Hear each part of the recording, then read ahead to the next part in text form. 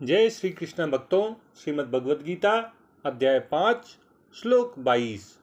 ये ही संस्पर्शजा भोगा दुःख योनय एव ते आद्यन्तवन्तः कौन्तेय न तेषु रमते बुधः।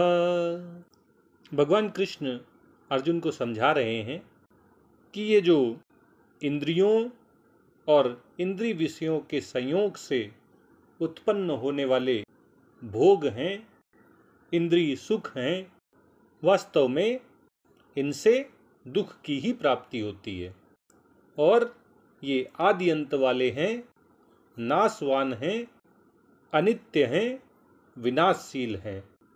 इसलिए बुद्धिमान मनुष्य इनमें रमते नहीं हैं।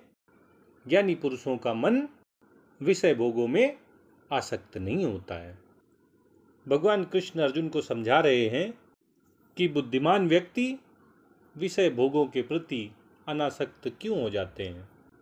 भगवान कहते हैं कि जो भोग, जो सुख इंद्रियों और इंद्रिय विषयों के संयोग से प्राप्त होते हैं, ऐसे भोग और ऐश्वर्य जो मोहग्रस्त व्यक्ति को सुख पहुंचाते हैं, मोहित व्यक्ति जिनमें सुख का अनुभव करते हैं, जिनकी चाह करते हैं, जिनमें आसक्त रहते हैं, वास्तव में वे दुखों का कारण हैं।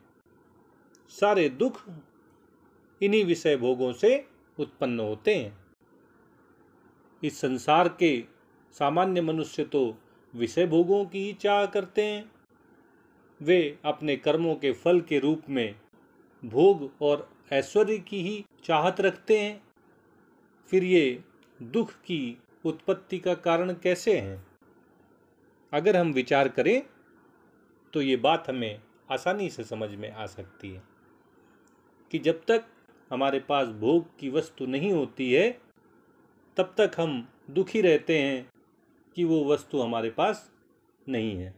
वो होती तो हम बड़े सुखी हो जाते, उसका भोग करते, और जब वो प्राप्त हो जाती है तो हम इस बात से डरते रहते हैं, दुखी होते रहते हैं कि कहीं ऐसा ना हो कि कोई चोर इसे चुरा ले, कहीं ऐसा ना हो कि कोई हमसे इसे छीन ले। तो इस तरह भोग और ऐश्वर्यों की प्राप्ति के पहले भी हम दुखी होते हैं और प्राप्ति होने पर उनके खोने के डर से हम फिर दुखी हो जाते हैं। इससे ये पता चलता है कि जो इंद्रिय सुख हैं वो क्षणिक हैं, नाशवान हैं, विनाशशील हैं, अनित्य हैं। प्रति क्षण ये नष्ट होते रहते हैं और जो पहले भी नहीं था और बाद में भी नहीं रहेगा, वह जब तक है तब तक प्रति क्षण क्षीण हो रहा है। उससे प्राप्त होने वाला सुख भी सदैव सदैव के लिए नहीं रहेगा, वह भी धीरे धीरे दुख का कारण बनेगा। उससे हमें दुख की ही प्राप्ति होगी। और इसलिए भगवान कृष्ण अर्जुन से कहते हैं कि इंद्रिय और इंद्रिय विषयों के संयोग से प्राप्त होने वाले भोग, सुख, ये दुख की ही उत्पत्ति का कारण है। ये दुख के ही स्रोत हैं, इनसे दुख ही प्राप्त होता है। और ये इंद्रिय सुख, ये भोग आदि और अंत वाले हैं, ये अनित्य हैं, ये सदैव हमारे साथ रहने वाले नहीं हैं, ये धीरे धीरे नष्ट हो जाएंगे। ये पहले भी नहीं थे और बाद में भी नहीं रहेंगे। जहाँ आत्मा अजर अमर अविनाशी है, नित्य है, सनातन है, शाश्वत है, वहीं शरीर, इंद्रियां, मन, बुद्धि, व्यक्ति, वस्तु और परिस्थितियां अनित्य हैं, विनाशशील हैं, परिवर्तनशील हैं। जहाँ आत्मा चेतन है, वहीं ये सब जड़ हैं और इसलिए स्वरूप से ये दोनों एक समान नहीं है। और इसीलिए मनुष्य इंद्रिय सुखों और भोगों को प्राप्त करके कुछ क्षणों के लिए तो सुखी रह सकता है, लेकिन शीघ्र ही उसे इनके कारण दुख ही भोगने पड़ते हैं, उसे कष्ट ही उठाने पड़ते हैं।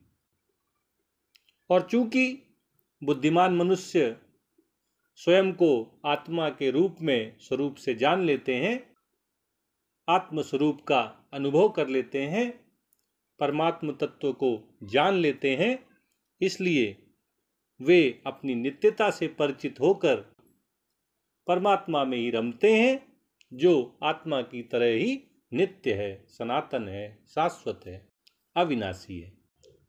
बुद्धिमान मनुष्य आदि और अंत वाले दुखों की उत्पत्ति के कारण रूपी दुखों को जन्म देने वाले इंद्रिय सुखों और भोगों के प्रति आसक्त नहीं होते हैं। बुद्धिमान मनुष्यों का मन ऐसे अनित्य इंद्रिय सुखों में, ऐसे विनाशशील नाशवान भौतिक भोगों में रमता नहीं है।